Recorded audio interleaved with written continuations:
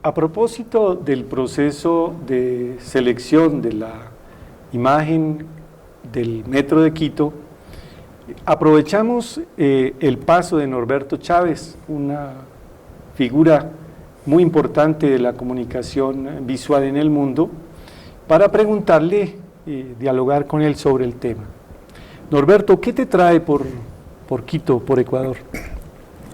Bueno, mi presencia en Quito se inscribe en una intensa presencia mía en distintas ciudades y universidades latinoamericanas, aportando mi formación en el campo de la comunicación, el diseño, la comunicación visual, el branding, etcétera, lo que es mi especialidad profesional y cierto contexto cultural que lo rodea.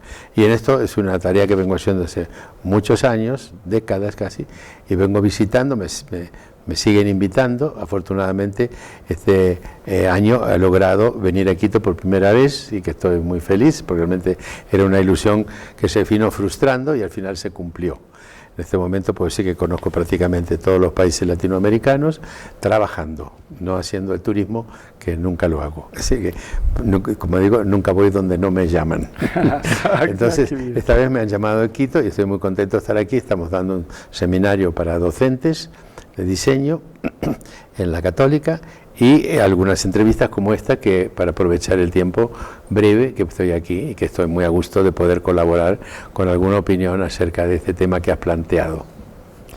Bien, a propósito del tema, ¿qué experiencia tienes sobre en este campo de la identidad de país, de este tipo de hitos? Bueno, por irme acomodando, porque yo, claro, migré de la Argentina a España hace 42 años, y me integré muy bien en Barcelona y fui respondiendo a las necesidades y las demandas que fue planteando la sociedad española, ¿no? Yo vengo de campo de la arquitectura y la filosofía, pero aquí, en España, me fueron llamando más para el campo de la comunicación, también por mi formación humanística, semiológica, lingüística y proyectual en la arquitectura. Así que daba como varios perfiles confluyentes para el tema de la comunicación y de la comunicación corporativa. Entonces me fui especializando en programas de identidad corporativa y marca. Y con el tiempo se fue expandiendo no solo a identidad corporativa, sino a identidad institucional, y me empapé bastante, estudié bastante sobre el tema de la imagen o la marca país, que empezó a ser un boom internacional, ¿no? Hice varios trabajos con los estudiantes. Paralelamente tengo que decir que nunca, ya desde los 18 años, yo vengo dando clases y es mi otra faceta como docente, como profesor, que es una tarea que me apasiona y me encanta. Y hoy es prácticamente lo que más hago, porque ya estoy jubilado, etcétera. Pero de tanto en tanto puedo colaborar en algún proyecto técnico. Aún así, esa investigación que la hice mucho con los estudiantes, trabajamos mucho sobre marca país. Incluso mi primer libro, la primera edición de mi primer libro, que se llama La marca país en América Latina, es fruto de un trabajo de tesis de grado que dirigí de estudiantes ecuatorianos, precisamente, en Guayaquil, en la Universidad Casagrande, con un convenio, con un acuerdo con la universidad. Todo el material producido por los alumnos, que fueron los que hicieron el estudio de campo, la investigación, yo lo recogí, lo procesé y escribí un libro que se llama La marca país en América Latina, y es la auditoría de 20 marcas país de aquella época, 2009 era. Entonces ahora salió la segunda edición, corregida y aumentada, inclusive mejorada, pero además aumentada por el hecho de que 12 países de esos 20 han vuelto a cambiar de marca. Ya.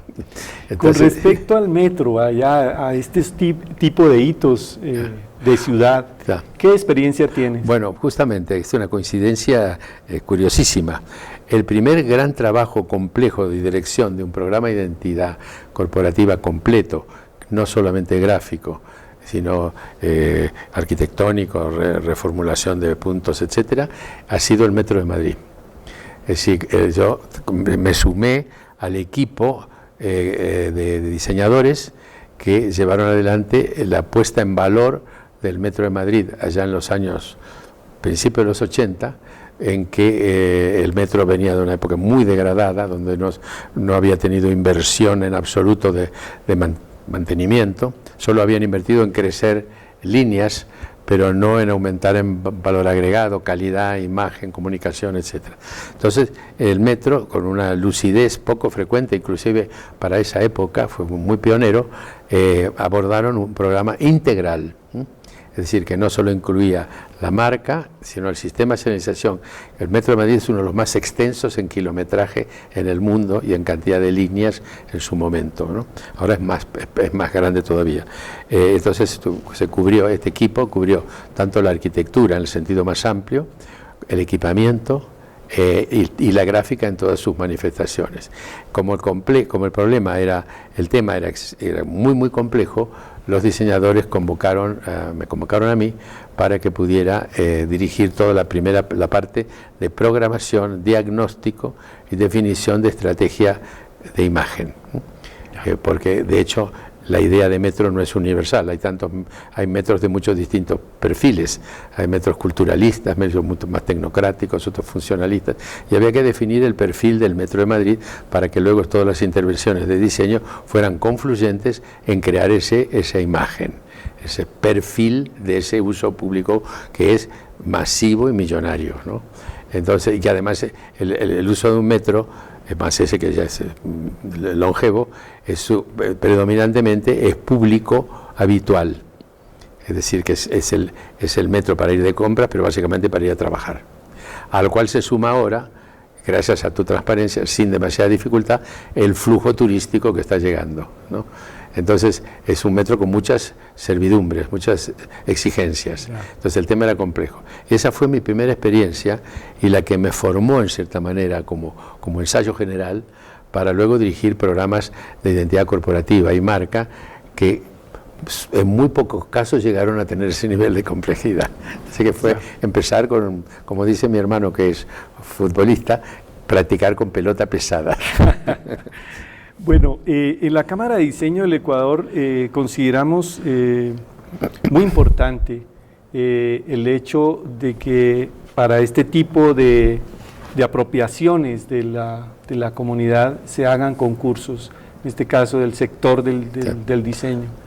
¿Qué opinión tienes sobre los procesos? ¿Qué recomendación le darías a un burgomaestre, como un alcalde o como el mismo presidente, en estos casos? Bueno, justamente esto también viene como anillo al dedo, porque después de una serie de concursos convocados por el gobierno español, ya no hablo de las empresas, sino por la máxima institución, que es el gobierno y el Estado español, llamados muy defectuosamente, que conducían a problemas irresolubles por la mala convocatoria, el Ministerio de Industria, del cual dependía el Centro de Diseño, me pidió que redactara un documento sobre convocatoria de concursos, donde se explica los distintos tipos de concursos y para qué sirve cada uno y con qué criterios debe gestionarse. Por supuesto, ese documento que fue avalado, la directora, una gran directora muy sensata, pasó mi texto a todas las asociaciones profesionales de diseñadores y a todos los centros de promoción del diseño para que sea supervisado. Se introdujeron algunas pequeñas correcciones, evidentemente estaban muy satisfechos y el libro se publicó e inmediatamente fue a parar a los cajones, como se sabe. Es decir, entonces, en esto, siguiendo el tema de la convocatoria a concurso es un tema muy delicado, cualquiera sea el campo, pero estamos incluso en el campo de la comunicación gráfica y la marca, es un tema que hay que pensárselo muchas veces. El problema de identificar un servicio público masivo, limitémonos a ello como estamos en el tema del metro, es un tema de alta complejidad técnica, porque no solo se trata de crear un simbolito, sino crear una marca que identifique legítimamente y de modo definitivo a un servicio de largo plazo y supuestamente que definitivo.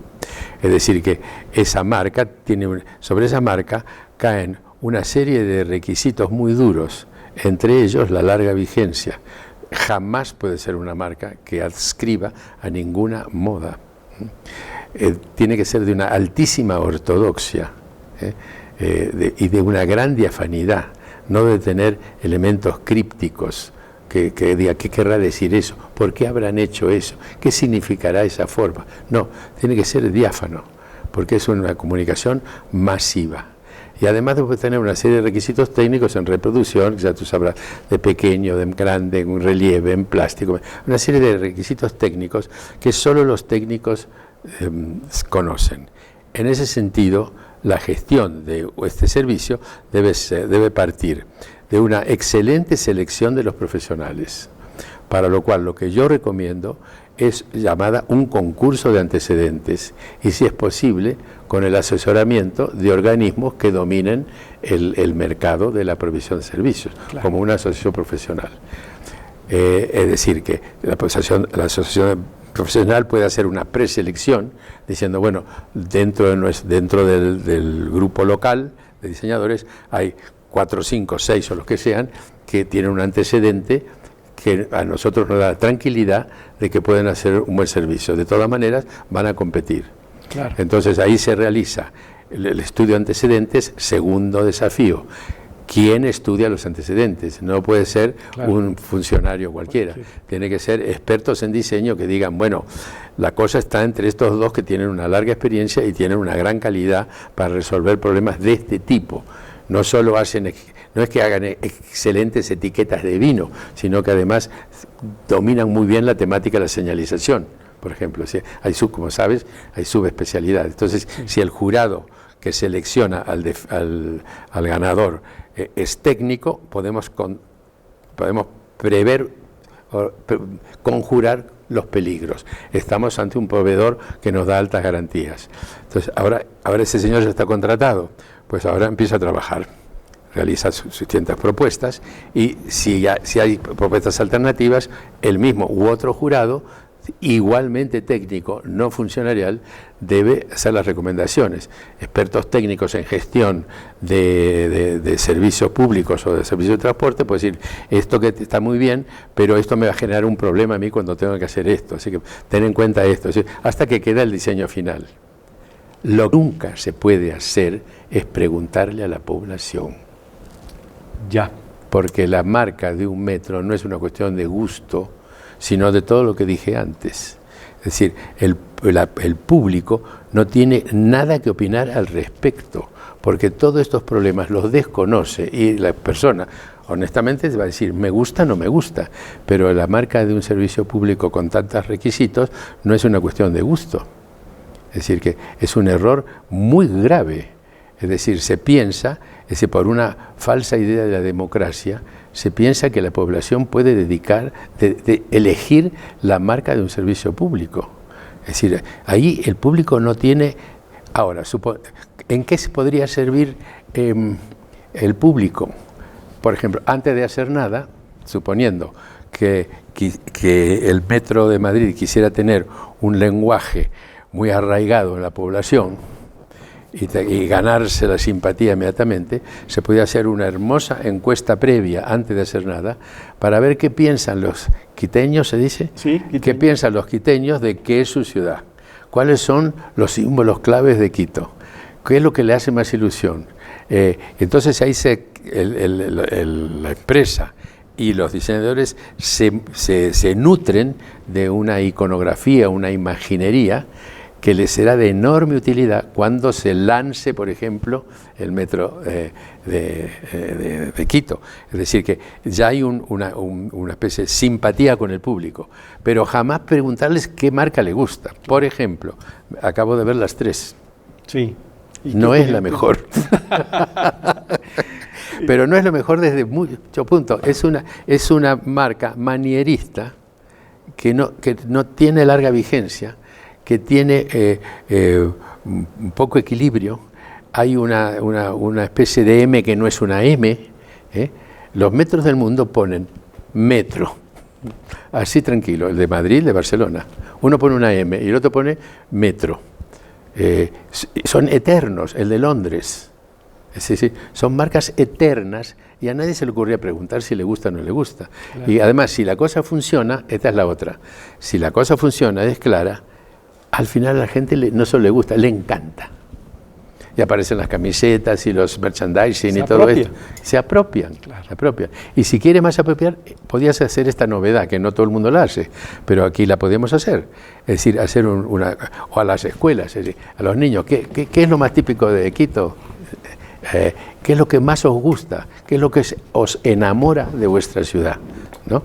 Entonces eso es una especie de materia prima que alimenta a la publicidad, incluso a la información, a la folletería, a la distribución de las normas de uso del metro, las medidas de seguridad, etc. Pero no la marca, hijo mío, la marca es un problema técnico que lo tienen que resolver los técnicos, ¿no? Una última pregunta. Hablaste de un jurado. Sí. ¿Ese jurado de dónde sale? ¿Qué recomiendas? Porque no puede ser de los mismos, me imagino. Claro, claro. De los mismos, de los lugareños, ¿no? Claro. De los diseñadores. Tiene que ser técnicos especializados en diseño de identidad corporativa y marca. Es decir, incluso, predominantemente, si los hubiera, convendría siempre que fueran locales.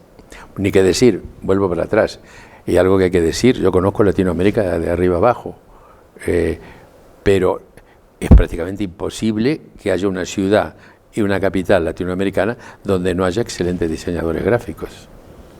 Me consta. Es decir, no lo digo por patriotismo, ¿no? sino porque es así. Es decir, en algunos habrá 5, en otros habrá 500, pero esa persona seguro que existe.